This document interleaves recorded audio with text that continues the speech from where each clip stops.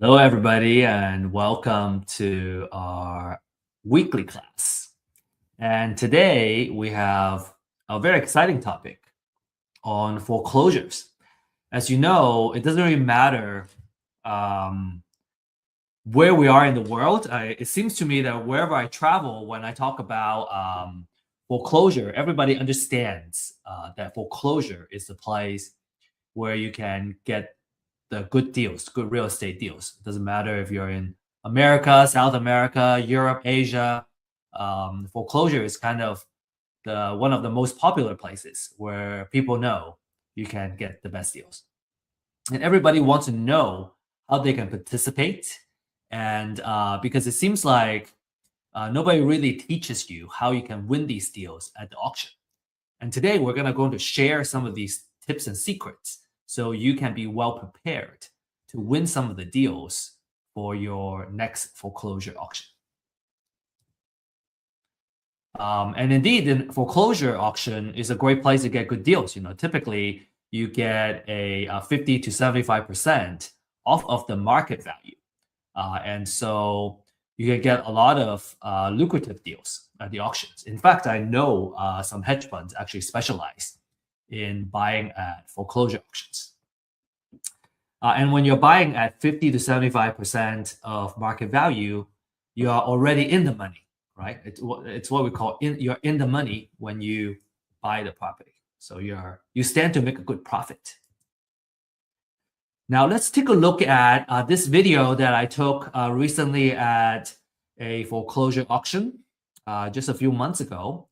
And just without, kind of really going into details of what's going on, let's just watch the video and let's see what you can get out.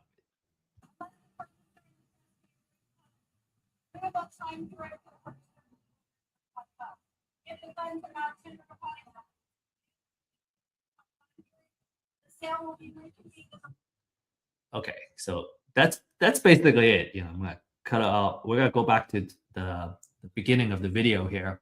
Now, on the surface level, right, this is what's going on. Number one, it's quite loud and it's hard to hear the person that's talking, this lady. The second thing is that it's a little bit chaotic, but there is order to this chaos, right? So everyone seems to know what they're doing. And there's actually a lot more going on, as you can kind of see, kind of further into, kind of beyond this group of folks. There's more people over there. So what's going on, right? There's a lot of stuff going on. And at the end of this class, right, after we go over these top 10 tips, we're gonna revisit this video, and you're gonna be able to see and kind of break down everything that's going on in this video and what everyone's doing. All right, so sounds like a good deal. And then another kind of natural question is, within, being a part of this foreclosure auction, how do I win these deals? And what are some of the risks and how can I minimize the risk, right? So we want to be very cognizant of the risk that we'll be getting into if we participate in these auctions.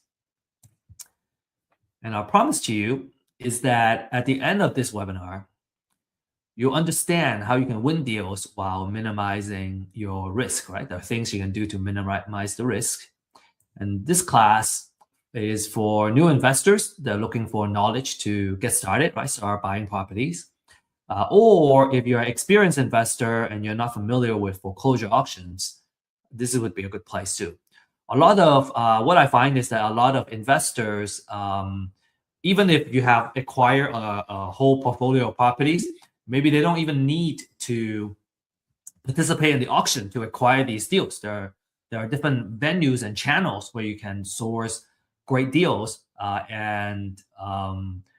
If you want to add the foreclosure as one of the channels where you can source deals, this is certainly one place where you can gain that knowledge. From an exit strategy standpoint, right, it's good for wholesale, fix and flip, or buy and hold at a big discount. And I have found that, when I have the habit of turning off notification, it really helps me focus, and that's how I can get the most out of an important class like this. And also, feel free to use the chat to introduce yourself, share your contact information, and where you live and all that. Who knows? Maybe you'll be able to connect with somebody who is also participating in this class that are in the same area, and make an effort to connect and set up a meeting after the class. This is important because over the years, we have found that people who network in the same class tend to end up kind of pulling the resources together and partner up together. Either partner up on a deal together or helping each other in their businesses.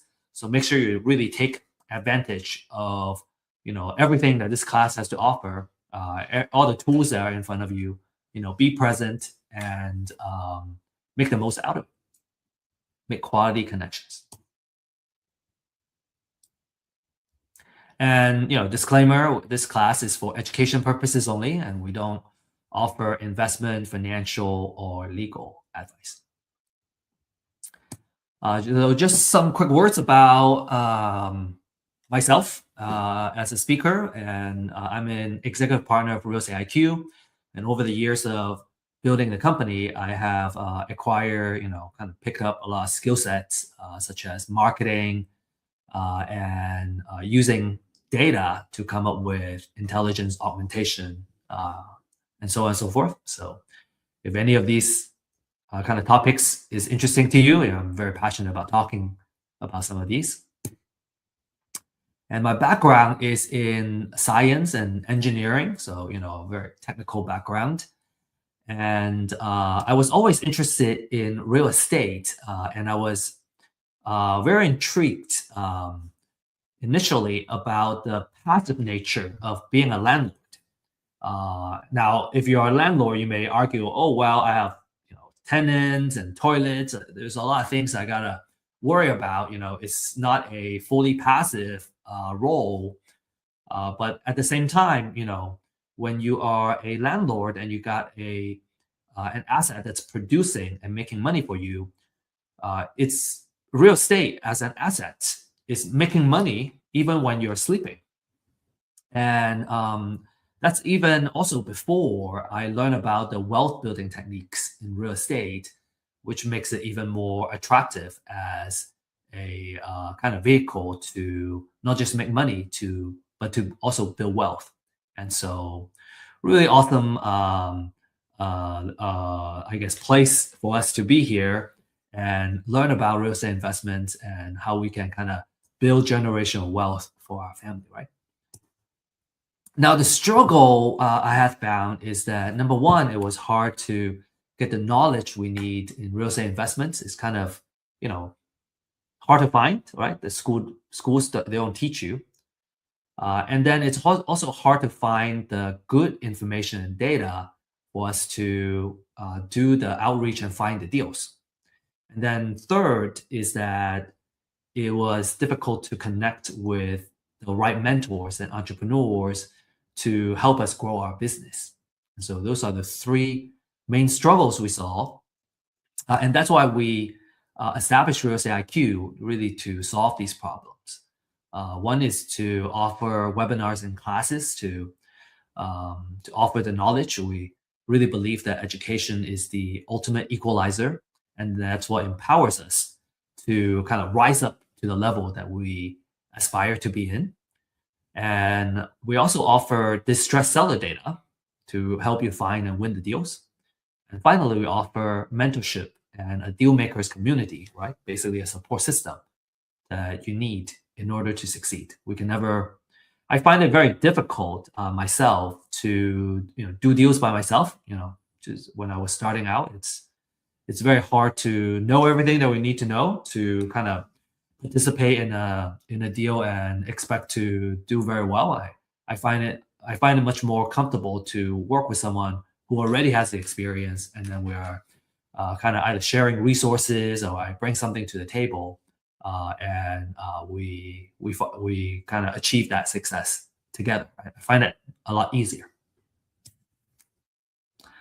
Now, without further ado, we're gonna go straight into now the content that we have prepared for you. So we're gonna kind of really get started and talk about these 10 deal winning tips. Okay. So first of all, there are two types of foreclosures. You may have heard about the bank foreclosure. Bank foreclosure is when the owner owes the bank money, uh, not able to afford a mortgage, for example.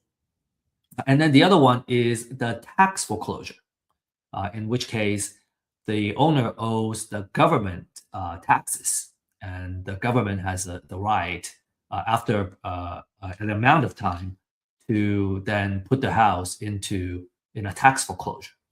And there's some nuances. We're going to go into that a little bit. Now, each county is a little bit different when it comes to where the foreclosure takes place. So, where and when the foreclosure takes place. So, make sure you do your research. In Texas, for example, foreclosure auctions take place on the first Tuesday of every month, and we call it Super Tuesday or the Tuesday auction. If you're in Florida, it's auctioned on a weekly basis, as another example. So make sure you do your research on your local county. And let's talk about the bank foreclosures, right? Bank foreclosures happen when an owner stops paying their mortgage. And the lender, in most cases, it's the bank, right? Or it's a note servicer or note holder, can reinforce the lien on the house to recover the loan balance. And the implication for investors is that you usually get clean title, except for unpaid property taxes or municipal liens, and there's little or no redemption period for the owner. Okay, obviously it varies by state, so you want to research kind of the redemption rules of your state. But in general, little to no redemption period. And then we're going to talk a little bit about tax foreclosures, but we're going to mainly focus on the bank foreclosures. Okay, tax foreclosures can get a little more complicated. This happens usually, it's triggered by unpaid property taxes, and usually they're like 2 to 3 years delinquent to kind of trigger that. And the government will force a sale, and it could be different parts of the government. It could be the county, right? It could be the city, or it could be the city, the school district that forces the sale. And as an investor, let's say you win, you win the bid, you don't get immediate ownership on the house. The original owner can reclaim the property, what we call within that redemption period, and that redemption period, again, also varies by state. So you want to, depending on what state you are participating in this, you want to do your thorough research. But within that redemption period, the owner can reclaim it by paying the purchase price and taxes and the penalty. So if you own that lien on this tax foreclosure, you make a little bit of return if the owner decides to reclaim the property. So you still make some money. But if you're mainly focused on acquiring a property for investment purposes, then you typically don't want to renovate the house until after the redemption period. So you want to be careful of that. Essentially, you're buying a redeemable deed and not the final title during the tax foreclosure. So pay a lot of attention to the redemption period when you participate in the tax foreclosures. And we prepared a side-by-side comparison between bank foreclosures and tax foreclosures. And you can take a look at, maybe take a screenshot of this slide. Now, for the purpose of this class, we're going to focus more on the bank foreclosures because the title side is a little bit easier, and most folks are more familiar with bank foreclosures and they're more interested in bank foreclosures. Tax foreclosure is more or less a specialty within the real estate investment world. And if you're interested in tax foreclosures, it can be very lucrative as well. In fact, I I know some folks have done very well with tax foreclosures. And if you're really interested in that, I suggest that you seek out the right classes and education to really go deep in that before you really start participating in these tax foreclosures. Right? Really know what you're getting into, understand all that, understand the risk and the process and the know-how, right, before you jump into it. Anyway, bank foreclosure is what we're going to focus on here. Now, the second tip is that in order to bid, you need to first register as a bidder. Okay, so you don't just show up and then you go, oh, I'm gonna bid on the house, on the property, on the house. You need to register first, okay, in order to bid.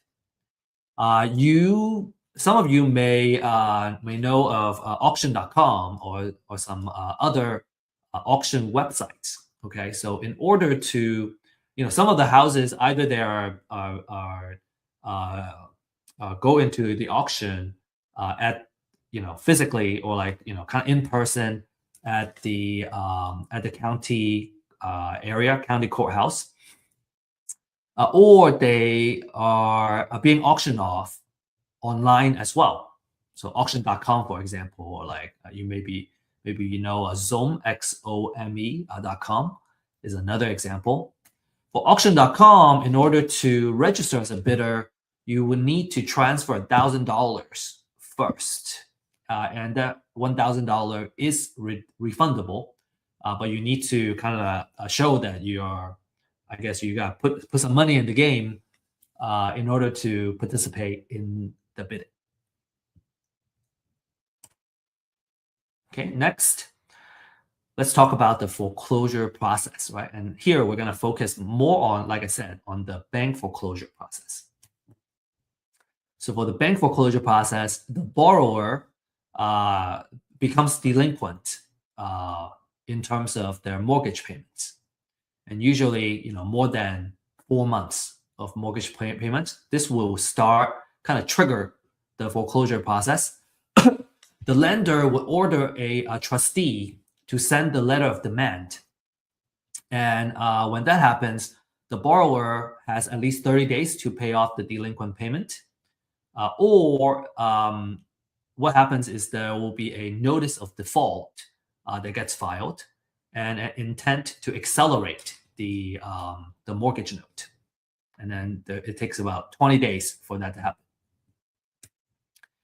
And after the cure period expires, right, when the borrower kind of misses that cure period, then the lender gets to file a notice of sale. And we're going to take a look at an example of the notice of sale in a little bit. And that happens at least 21 days before the next auction. So, as an example, so let's say our upcoming auction is on the 2nd of the month, for example, and today is the 15th. Again, I'm making an example, and that's less than 21 days away. So it's not going to go into the auction in the upcoming auction, but it's going to go into the next month's auction. So that's what the at least 21 days is. If the upcoming auction date is less than 21 days, then it's not going to go into this upcoming auction, but the one next coming up next. And the property will get auctioned typically at a courthouse step. Again, every county is different. Some counties have it in a conference center. They have a lot of properties going to auction. Some counties, are in a courthouse, in front of the courthouse. And a lot of times it's kind of outdoors too. So like the video that I shared earlier is actually outdoors, which is why it was so loud. There was a lot of traffic, noises, and then people kind of talking over each other too. It's typically, between 10 and 4 p.m., 10 a.m. to 4 p.m. And so it's either going to get sold to the highest bidder, or it gets reverted back to the foreclosing lender and becomes a real estate owned property, REO. Now, so why the either or, right? So typically, a lender has a minimum amount that they would specify. So if the bids are, so let's say the minimum amount is 100,000. If all the bids are under that $100,000, then the property is gonna revert and go back to the lender. But if the bids go above that minimum, in this case, 100,000, let's say the bid went up to 120,000 to that of the highest bidder, then the house is going to go to the bidder that bids 120,000 because it's already above that minimum amount specified by the lender. Okay, and if you have questions, if I didn't explain a particular concept very clearly, feel free to post your questions on the chat, and we can discuss more after, and we can discuss your questions. Okay, number 4, we got to know how to find properties going into the auction. This is public data, public information, but it's not easy to find, right? It's the information is not easy to find. So we're gonna share with you how you can find this information. Okay, so what you want to do is to Google, and you can either Google the name of your county, notice of sale, or the name of your county, foreclosures. And usually it will pull up the right link.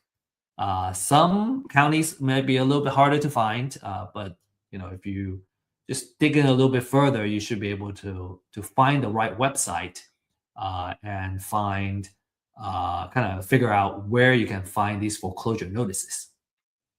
You can also find it at the courthouse. It gets posted in front of the courthouse as well, and it'll be kind of on paper. You have to flip through all of them and maybe take pictures of them. If you can find them online, well, they're going to be digitized, and it's going to be a lot easier to locate the information that you need. So a notice of sale looks like this. This is an example of a notice of trustee sale. You get the foreclosure date here. What time, right? This one says it's between 10 and 4 o'clock. Beginning not earlier than 1 p.m. and not later than 3 hours later. So actually it's between 1 and 4 p.m. Right? So if you want this particular house, you want to show up between 1 and 4 o'clock. You don't have to be there for 6 hours. That's good. That's good news. And then you have about 3 hours there, and you got to figure out who the trustee is and all that stuff from here. And then you get the property address, the legal description, and everything. So a lot of information are on this notice of sale.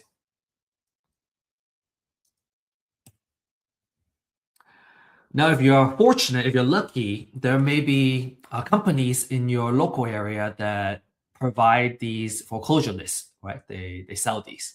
If that is the case, then the question is, should you pull the information yourself, or should you buy, right?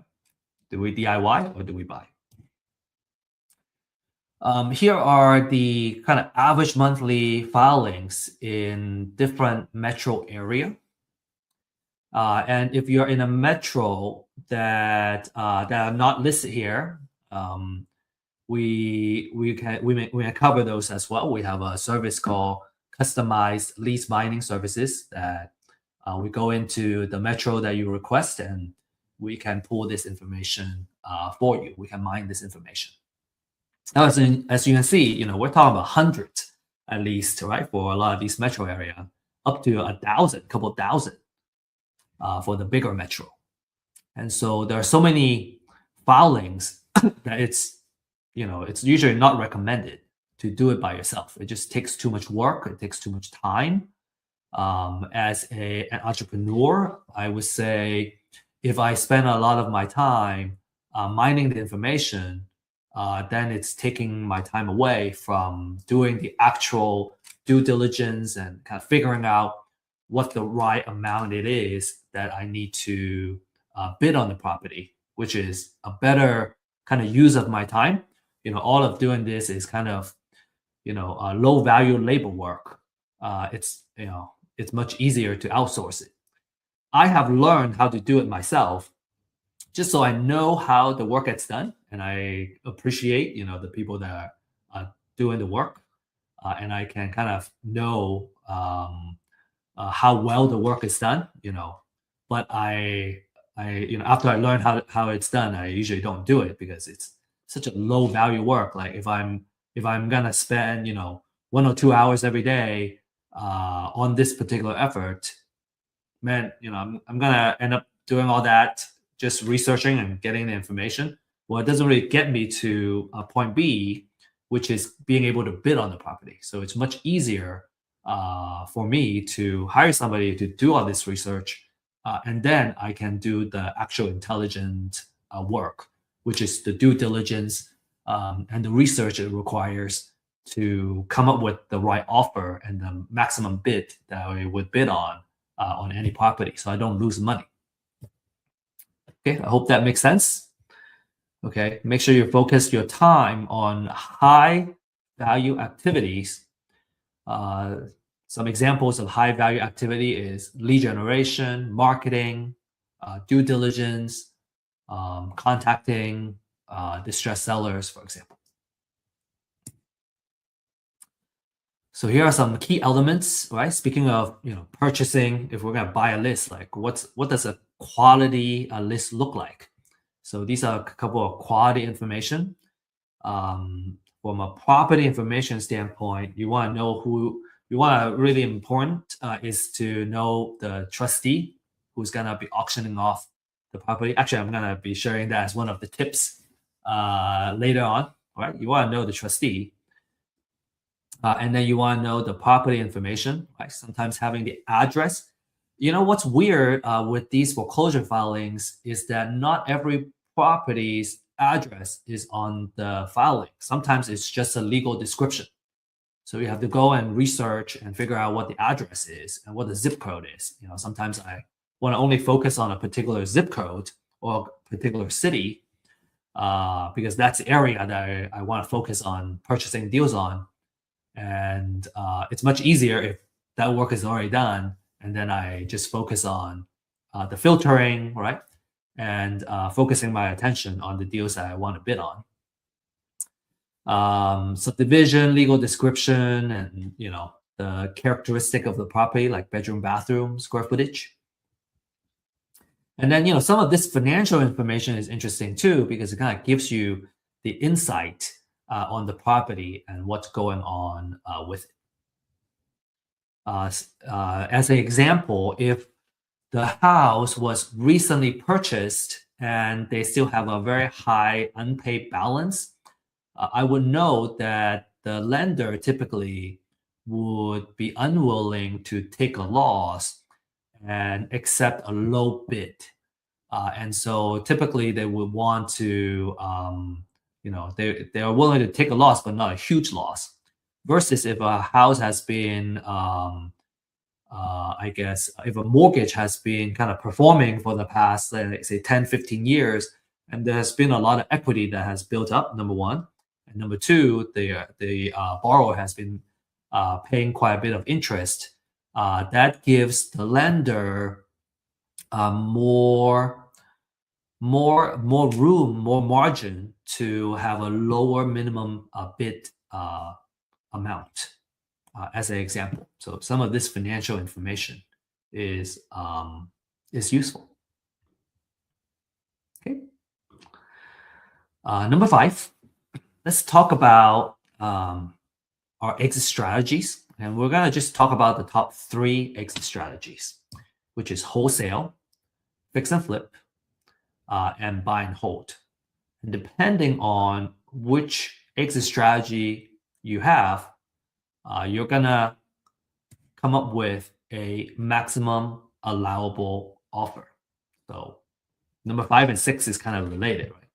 Based on your exit strategy, you're gonna have your maximum allowable offer that you can bid for each property. And we're gonna talk about buy and hold first. Okay, so let me share an example. Some of you may have seen this slide before. We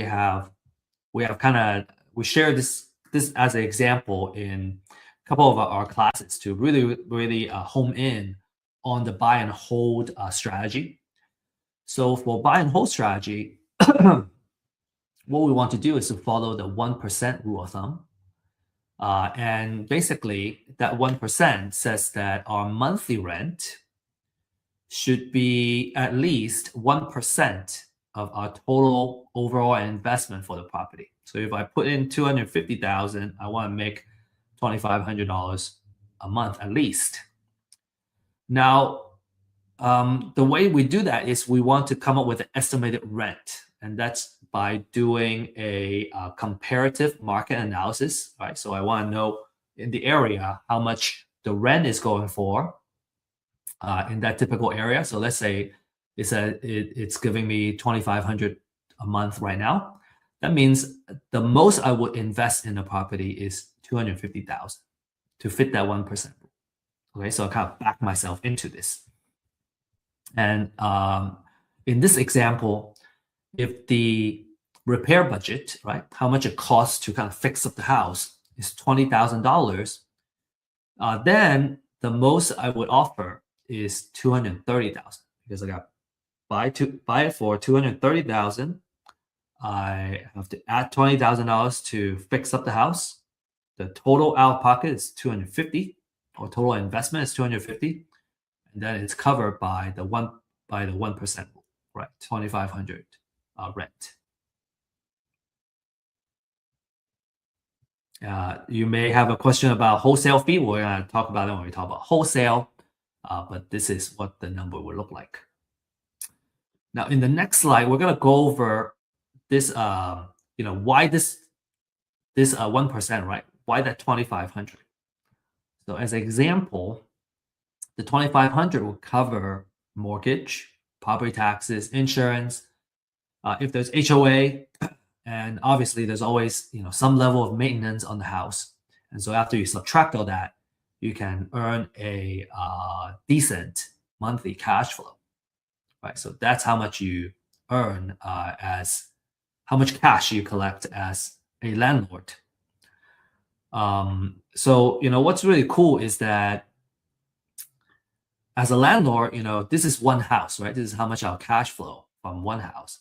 If I have 10 of these, then I'll make $5,750 a month, which is roughly $69,000 a year. If I have 20 houses, then I'll make $138,000 a year. And that's a pretty good way to kind of make money by just letting an asset, right, producing for you. And I think that's all I'm going to talk about for this. Just a very last comment is that for buy and hold is a wealth generator. You got a couple of things working for you. You got cash flow, which I just shared, right? From a monthly rent, I get a cash flow. I also get appreciation, which hedges us against inflation. So two types of appreciation. One is a natural appreciation. That's kind of inflation, right? And then a forced appreciation means that I'm fixing up the house to improve the value of the property. So that's what forced appreciation means. We also get tax savings from depreciation, mortgage interest and operating expenses. And then we also get to pay down the loan every month. So we're building up equity. So 4 things kind of working for you to build that wealth.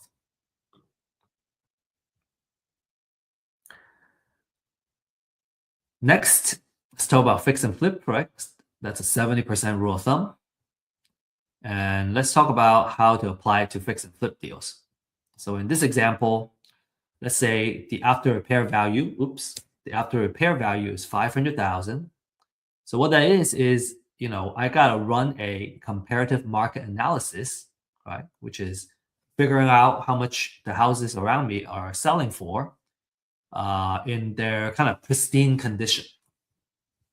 And let's say in this case, all these houses are telling me that you can sell it for 500,000. Then we do the 70% rule, multiply this by 70%, then we get 350,000. And then if we subtract the repair budget, then we get our distress offer.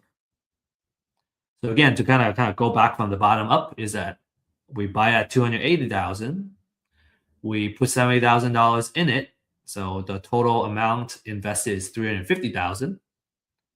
Then that's the 70% of what the after repair value is. And for completeness, we're gonna also kind of explain what the 30% is. You may have seen some of these slides in some of our classes. We like really kind of discussing these models, and sometimes repetition is great because it takes several times to really kind of understand the model.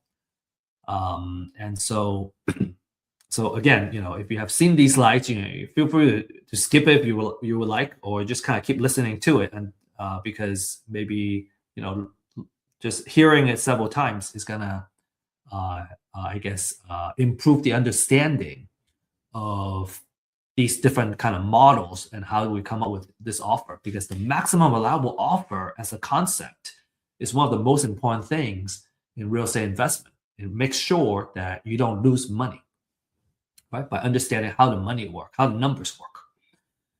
Okay, so let's talk about, okay, if it's a 70% rule, what happened to the other 30%? All right, so we're going to talk about that 30%, okay? And which part is actually our profit. So as an example, 30% of that 500,000 is $150,000. Now there are closing costs. When we're fixing up the house, we have holding cost and maintenance, right? There is utility fees, right? Utility bills. You have there's a HOA. You gotta pay HOA. You gotta pay taxes. So all kinds of money that you gotta pay to hold the property.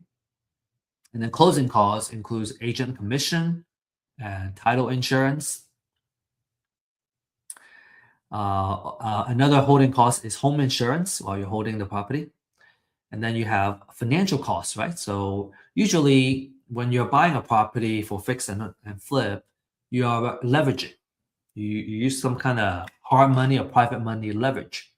And because of that, it's a short-term loan that has a relatively higher interest that allows you to get financing without the stringent requirements from the bank. So you can leverage someone else's money to make money. And a lot of folks are very glad to kind of pay for this additional financial cost because you get to kind of leverage someone else's money to make this profit. And if you run the math, you see that a certain amount of leverage actually makes sense for those that kind of embrace debt and embrace good debt to produce profit.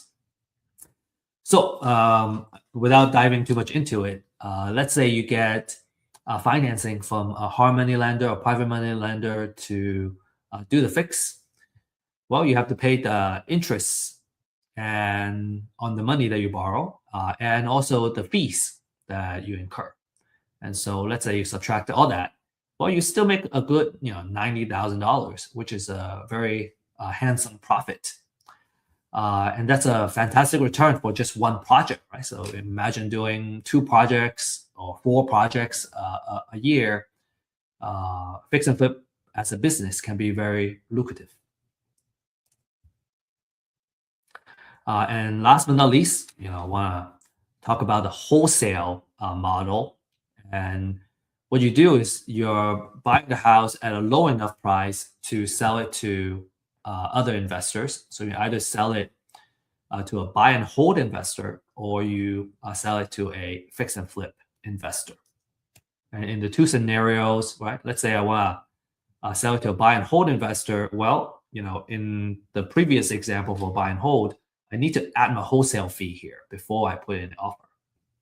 So typically, we say about $10,000 on average of wholesale fees is a good number to make. So let's say I want to make $10,000, then I put it in here, and instead of offering $230,000, I offer $220,000. So if I'm acquiring it at the foreclosure auction, and I want to make my wholesale fee the maximum I would bid on is 220,000. And if I can win the house for say less than that, right? Let's say I won the bid at 200,000. Well, I can charge as much as $30,000 in wholesale fees and still be able to help the buy and hold investor make money. And that's a really cool place to be. Right? You don't you don't necessarily make 10,000. Maybe you can unlock a way to make $30,000 for the deal, $100,000 for the deal, depending on the deal. And if you sell it to a fix and flip investor, then you use the same kind of structure for that formula. You use the 70% formula, and let's say in this case I want to make $20,000 in my wholesale fee. Well, then in that case, the maximum I would bid is 260,000. Or again, if I won this deal at 200,000, well, then I can make a wholesale fee of $80,000, and the fix and flip investor can still profit, and they don't mind. They will still appreciate a good deal. And so as a wholesaler, you can see that you might be able to kind of make a lot of money on one deal if you acquire it at a low enough price. Cool. I hope that makes sense. Again, if you have questions, feel free to ask questions. And we have weekly office hours that you can join if you prefer like a one-on-one kind of let's go over the actual numbers. Now, another thing I want to kind of share with you is that these numbers are kind of idealized numbers, right? In real life, it's not that pretty and all well-rounded. And there are some fees here and there, right? That changes the actual number. And so in a real life case, you may see that the numbers may look slightly different. And that's natural. We're just trying to kind of simplify the concept into something that's easy to understand. And in a real life case, based on the different kind of fees and what the situation is, what the interest rate currently is, and so on and so forth, the actual number is going to be different. But what I think these examples serve really well is that by understanding the 1% rule of thumb for buy and hold and the 70% rule of thumb for fix and flip, your 99.9% of the chance of the cases, you'll always make money, right? You won't lose money if you do the right things and you follow this formula.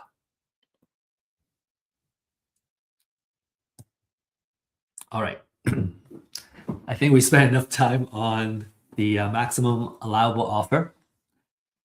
So we're going to talk about number 7, okay? Got to do your real estate valuation. So that's another big fundamental skill set for a real estate investor is being able to do a really good high fidelity real estate valuation.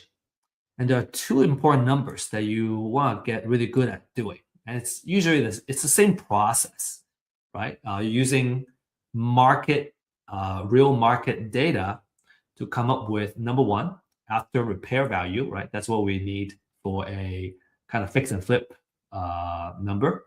And you got to know the market rent, which is good for buy and hold. And usually when I kind of evaluate a deal, I kind of always like to look at both of these numbers because it will tell me which exit strategy works best and which strategy, if it's flexible, right? If both strategies work, that's going to tell me, hey, this is a really awesome deal. And maybe one or the other numbers work better, one or the other exit strategy works better, then it will also kind of tell us, okay, this is the way to go. Another maybe a little more advanced items is that in addition to market rent, there's also short-term rental or like mid-term rental or co-living model, right? So you can potentially create more cash flow as a than a market rent. When we talk about market rent, we're looking at long-term rental, long-term rent. We're not going to talk about all these kind of short-term rental and potential higher cash flow scenario. In this case, really it's because when you're running a short-term rental, you're kind of running an accommodation, a hospitality business, and when you are doing long-term rental, you can very easily outsource it to a property manager, and you have really good occupancy usually, instead of a short-term rental. You have occupancy type of a situation or occupancy kind of factor they gotta factor in. So to kind of keep things a little more organized, right? We're gonna focus more on the long-term rental. And for real estate valuation, what's important is to run a comparative market analysis, or what we call a CMA. So looking at the market, right? All the comparables that are on the market, how much do they sell for? How much do they sell for? That's going to give me the ARV, after repair value. How much do they rent for? That's going to give me the market rent. And we're going to just talk a little bit briefly about best approaches to CMA. So best approaches to CMA is these couple of things to kind of set up the parameter, right, on which ones are comparable, right? The keyword is comparable for a CMA. You want to know, you want to look at the distance, right? How far? If it's too far away, maybe it's not comp anymore. You want to look at recency. Recency is how recently the house was last sold. If it was sold 5 years ago, that's not really market value data anymore. You want it to be as close as possible. Ideally, the last 30 days, the last 90 days would be really good, because the real estate value and real estate prices is seasonal. So the more recent, the better, typically 90 days. You want to look at square footage, right? A small house, a cottage, and a big mansion, completely different type of valuation. A year built, right? Obviously a new house and a house that was built in 1920s, completely different material, age and all that stuff. So you want to be kind of similar. And then ideally you want the houses to be in the same subdivision, because they tend to be in built by the same or similar builders, and they're true comparables. So some rule of thumb, and these are just kind of guidance. We put 1 mile for distance. Ideally, it's actually a quarter mile if possible. Recency, at most 360 days, but ideally 90 days. Square footage is plus and minus 20% of the house that we're trying to evaluate. So if the house is say 2,000 square feet, then you're gonna go. You want to pick out the comparables that are 1,600, between 1,600 and 2,400, which is within that plus minus 20% of 2,000. And then year built, as an example, let's say it was built in year 2000. You go from 1990 to 2010, and then you try to choose the same subdivision if possible. Then you're going to choose the best 3 to 4 comparables as the basis to come up with your valuation for the ARV, after repair value, and also for the market rent. So so I guess, maybe just to elaborate a little bit more, for after repair value, I'm looking for sold prices for the houses that have been sold in the area. For market rent, I'm looking for leased prices for the houses that have been leased in the area. Okay, let's move on. Number 8, you gotta know how to minimize your risk. 3 key questions that you need to answer. Okay, number 1, is the house is still there? If there are times where the house goes into a bank foreclosure, tax foreclosure, but actually there's no house there anymore. It's just a plot of land. And if you're bidding on the property as if the house was still there, and you're bidding, you put down a big bid on the house, and there's no house, then you're going to stand to make a big loss. Okay. The way to mitigate that risk is to hire someone to take photos for you. The market price that I know of is that it's about $25 per property. You can hire someone to take a photo. So based on the photo, you can see the condition, or if the photo has no house, you know that there's no house there. The second one, what other liens are also on the house? Okay, so some key questions like, is the auction is it auctioning off the primary lien, or is it auctioning a secondary lien, right? Are there IRS liens and property tax liens, more senior liens on the property? So those are the things that you want to know, and you understand the seniority of the liens, so that you would know, if you end up, buying the property, is it now a clear title, or is there senior liens that I got to pay off before I can take title to the house? As we mentioned, municipal liens, right? Tax liens, they are more senior than the bank foreclosure liens. So you want to make sure you do those properly. And the answer to that is called a title research. So the market is kind of going for, I think a title company would charge around $200 on the title research. We offer that title research service for $40 to $75. The reason is that we are really focusing on doing research for the purpose of bidding on foreclosures, and we're not going as steep in terms of going 30-year research on a property per se, because it's not needed for the purpose of foreclosure auctions. So we are pricing it at between 40 to 75 per research. And then number three, how much does it cost to fix the house? So if you have the photos, you can at least kind of see the exterior of what's needed to be done on the house. And this is something that you have to take a risk on, because you can't walk the house and come up with a rehab budget.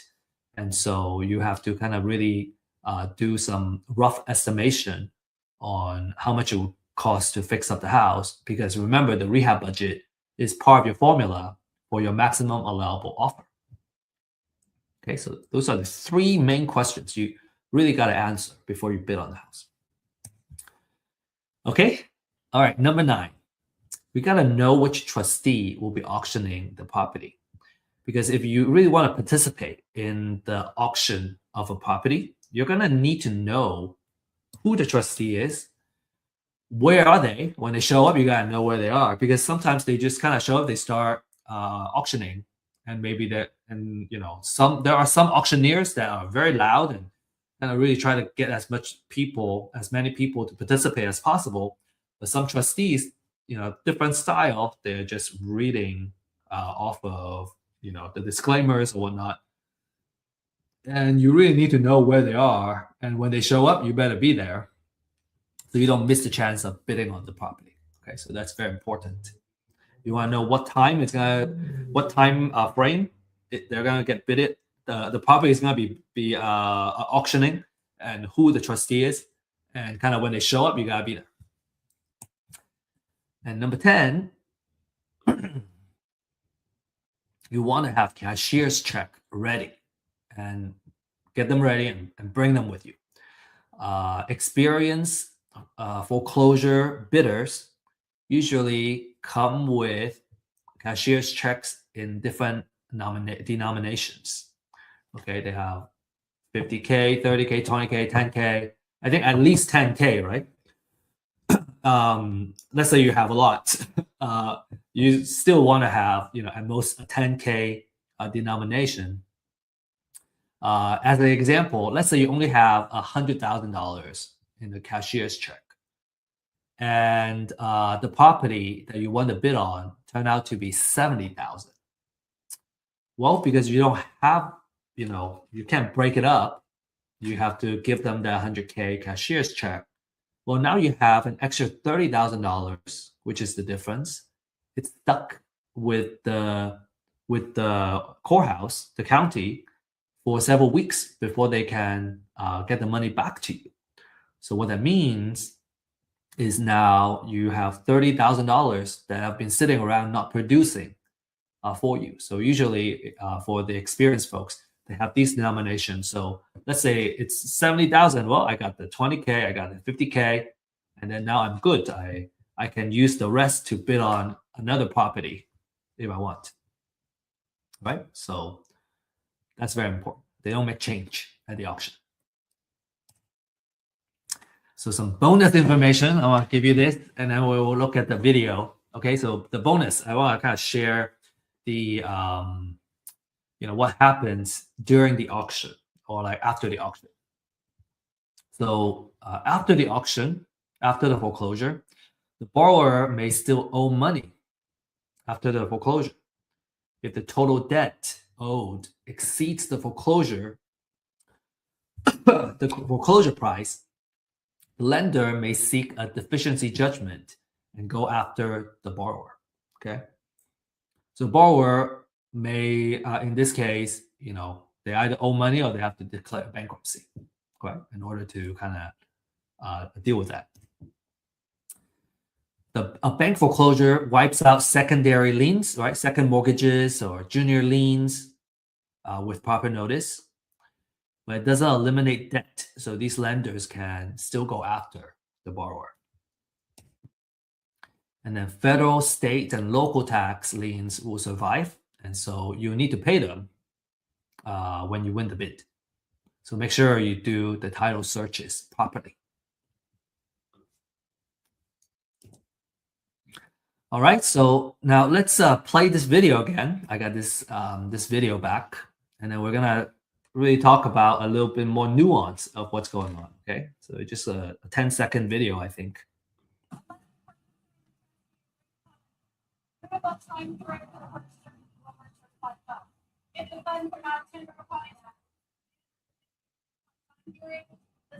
Okay, so this is what's going on. This lady is announcing disclaimers before she starts auctioning the property, and she has a stack.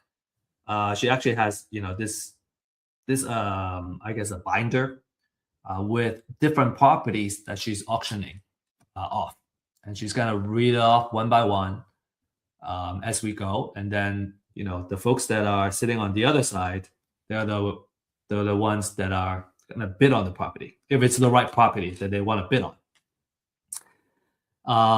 You have this gentleman, Ryan, my friend, has a laptop, right? And he has a spreadsheet here with all the properties that he already did research on, and he knows exactly which deals he's gonna bid on because he already did all the due diligence and everything that he needed. This lady, I also spoke with her afterwards. She has a paper version, and then she has highlighters and everything, right? And she's striking off the properties and kind of notating them as the auction happens. And then there's other folks that are also participating. So people come prepared, right? They did their homework already. They brought their printout or laptop, and they know how much they're gonna bid on the property. All that work is already done before the auction. So they're only going to the auction to bid on the property and basically trying their best to win a property or two or more during the auction. And the auction happens at different spots. You got this one, this spot here. You got a service link auction that's happening over here. And then in the back, you have auction.com. So there are a couple of spots. And then, obviously you also have individual trustees that are just kind of standing there. And once they kind of get started, people will kind of crowd over and try to kind of hear the best they could and making sure that they don't miss on the property they want to bid on.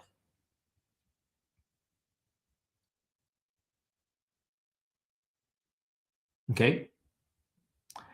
So yeah, so many auctions can happen at the same time too. So you can have three properties being auctioned off at the same time by three different trustees. So it can be pretty chaotic.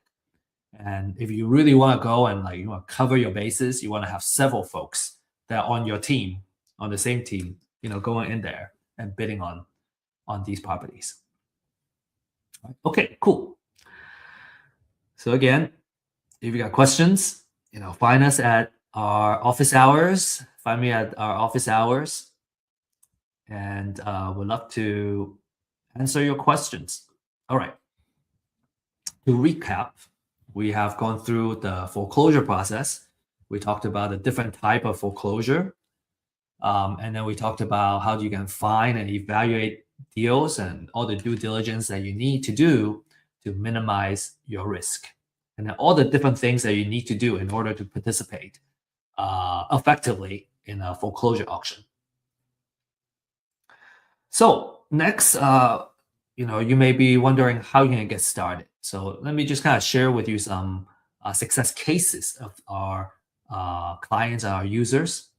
Right. First case, we have a client making $46,500 profit on a deal in Carrollton. He actually is kind enough to share the address of the property as well. And all these are kind of title company escrow printouts that he's able to share. So the second deal, 85,000. Next deal, 88,000, almost 89,000. So there's a lot of profit if you know how to win properties and win deals. There's you can make a great living, and you can also build wealth in the process. A lot of times our clients will kind of leverage, use these profits to purchase properties to hold and build wealth. So you might be wondering, how do I get started? Okay, so for those of you who are ready to take action, this is what we recommend that you do. Number one is you get a foreclosure list. The more research that's been done, the better. So you can, get firsthand data, exclusive research, and everything that you need to know about the houses that are going into foreclosure. For a limited time, there is a disruptive pricing that I'm sharing here. This price is not going to last a very long time. So, there's a QR code here that you can scan and take advantage of it. And then number two, I highly recommend finding a mentor or coach, having that one-on-one attention to walk through how to do these deals. I personally find it extremely useful. I don't even know how to do it another way. It seems to me that when it comes to kind of these high value, high ticket deals, just having someone to walk you through it, someone that you trust, obviously, to kind of walk you through the first couple of deals until you learn the rope. I think I would even argue that it's necessary, like, having someone that kind of hold your hands and kind of show you the way. So we have a deal accelerator program that if you choose to participate, that's what we designed the program to do, is to give you that one-on-one hand holding and training and mentorship to get the deals done, get a couple of deals under your belt, and then you become a deal partner where we do deals together. This program is more appropriate for those that have already been through a training and coaching program and need more one-on-one attention in order to make a deal happen. So just kind of keep that in mind. And then step number three, do your due diligence. Right, you gotta get photos, right? Do the comms, and learn how to do a rehab budget, and then also title research. And as I mentioned, we offer title research services to help you economically, do the searches on any property that you choose to, and at a much more affordable price than a title company, for example. And then finally, when you're ready, go to the foreclosure auction and join the fund. We may see you there.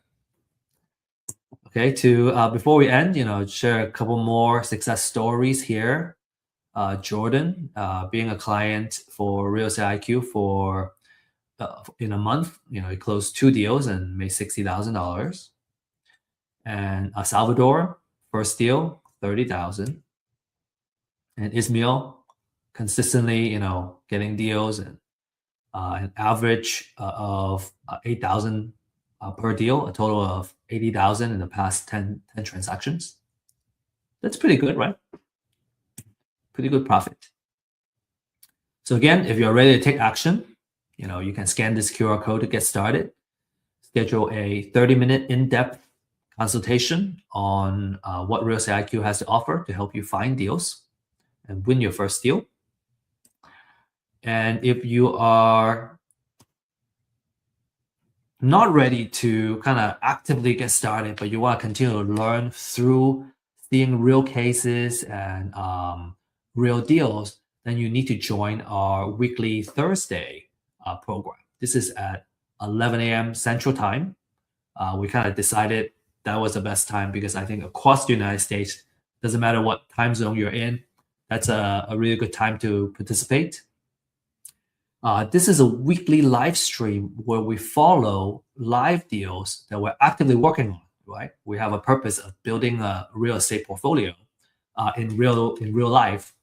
And some of these deals we're actually offering to our community as well. But we're building this portfolio with a purpose of building wealth. And at first you can participate as an audience to kind of follow the deals and see how the deals are doing. We have about, I think, 10 deals right now that we're actively, in the process of working on or producing a cash flow. And one day, you're going to feel ready to actively participate. And you can either participate by bringing your own deal to our community, or you can work on the deals together with us as partners. So the deals is a big part of this live stream. We feel that by looking at real cases is where we learn the most and learn the fastest, right? Real cases instead of just talking about theory.